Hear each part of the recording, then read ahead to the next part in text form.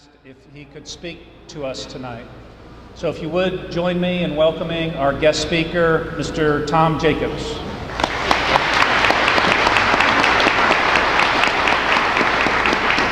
Well, thank you. It's a real pleasure to be here this evening.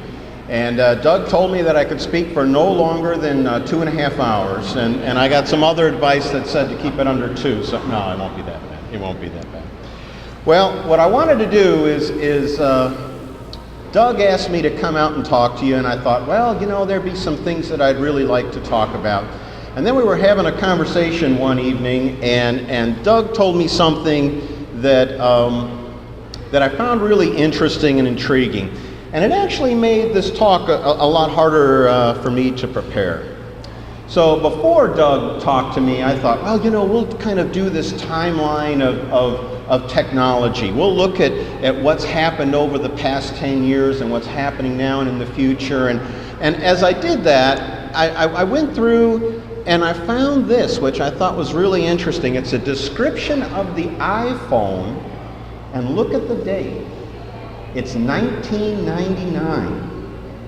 And it's by a company called InvoTek. And it's just really interesting to me because the iPhone is a 7.4-inch grayscale touchscreen, has a 56 kilobit per second modem, and 2 jacks for plugging it into the phone line. It is amazing how technology has changed, you know. Back then, and actually Apple Computers is having trouble right now because they're trying to go through and trademark iPhone, and there's been a lot of discussion about it having been used before. But to look at what's happened in just 10 years in the telephone industries has been really interesting. And so I thought, well, that would be kind of interesting as what has happened, you know. And then I really wanted to talk to you a little bit about the technology that we're developing. And if you look up at, now let's see, it'd be up your left, right? So in the upper left is some technology that we're interested in working on, where what we're trying to do is help people with very severe disabilities to be able to use a computer. And so the idea is that if you don't have use of your hands, what do you have use of? And how do we take advantage of that so that you can use the computer? Because once we get you into the computer and get you to the internet, all of a sudden, all these opportunities open up. So what InvoTek does is try to design ways for people with very severe disabilities to be able to access the computer. And so we're working on things like eye tracking systems, where all you have to do is be able to move your eye around, and as you move your eye around, it moves the computer cursor around, and so you'll be able to go through and access the computer. And then we have a product right now that's kind of the upper center there. The gentleman that's there is named Martin. He's out in Van Buren, Arkansas, and he had an accident where he broke his neck very high. And he was an engineer at Whirlpool out in Fort Smith when that happened. And when Martin came back from the rehab hospital, he had, you know, they'd done a great job of saving his life. And then the question was, what am I going to do with my days? You know, when they get me up in my wheelchair, now what do I do? And Martin has done just a wonderful job of being able to use some technology where he wears these dots on his head, and as he moves his head around, he can move the cursor around.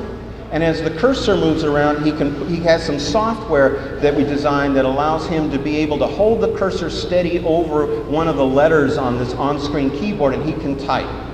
And he has complete computer access by just moving his head around.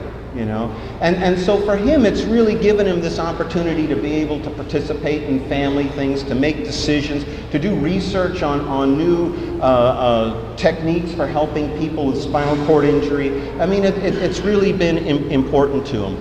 We've also done some work for people who are much younger. So if you look at the bottom there, one of the things that happens is that when we find out very early on from the therapist that a child is likely not to communicate with their voice, what we really need to work on is helping them find other ways of being able to communicate. Because in the first few years of your life, your brain is wired in such a way that it's really predisposed to learning language. And if we lose that opportunity, we're in trouble. So what we do is design really easy to use software so that parents can during play activities, they can go through and figure out how to design software that allows their child to be able to communicate with them, not verbally, but by accessing a computer. And so the software has to be very easy to use. So there are all of these different techniques that we can work on and use technology to really change the lives of people with disabilities, you know? And so that kind of gives you a sense of where we are. So we've talked about where we were 10 years ago. We kind of talked about where we are for this little company out in Alma, Arkansas that does research and development grants for the National Institutes of Health. And then I wanted to talk a little bit about you know, what do we do about the future, you know?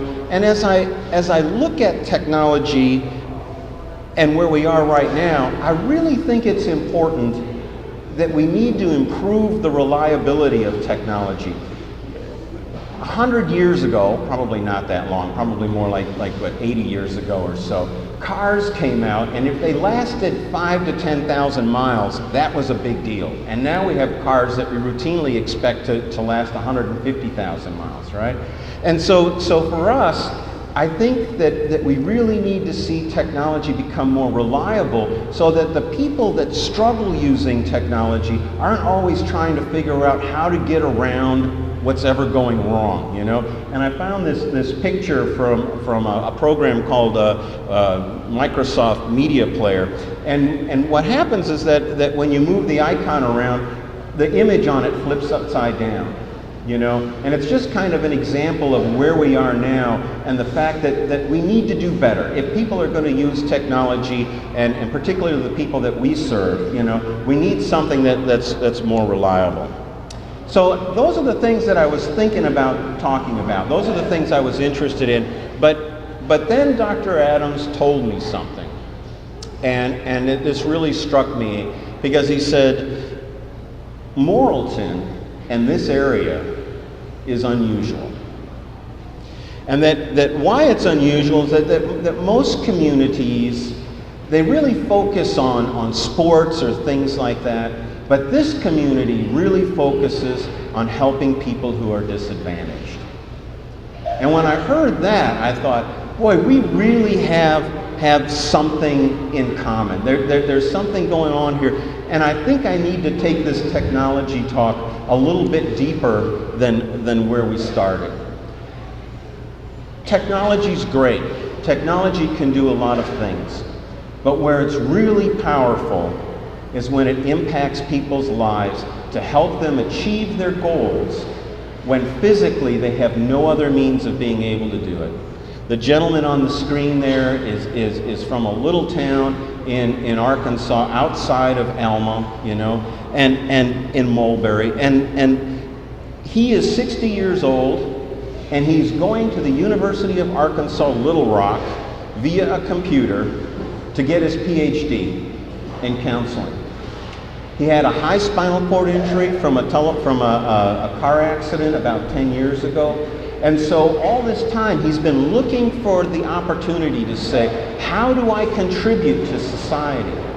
And so at this point, he takes all his classes online. He goes through and figures out how to type all of his papers by moving his head. He can do it so quickly that you would be amazed. I have some videos here, and if you go to our website, you can see some videos of George using the technology. And he's bouncing his head around so fast, you're like, how is he doing this? How does this make sense? You know, he uses the computer for 8 to 10 hours a day. And he does it in a way that really allows him to achieve his life goals and really changes the dynamics in his family as well. Because when you talk to his wife, Julie, she says, you should see what George is doing. Okay? George is in a wheelchair. George can't move his arms. George can't move his legs. You should see what George is doing. He's going to school. He's going to really help people. There's a real pride that comes from this ability to be able to contribute to society, and technology is allowing him to be able to do that.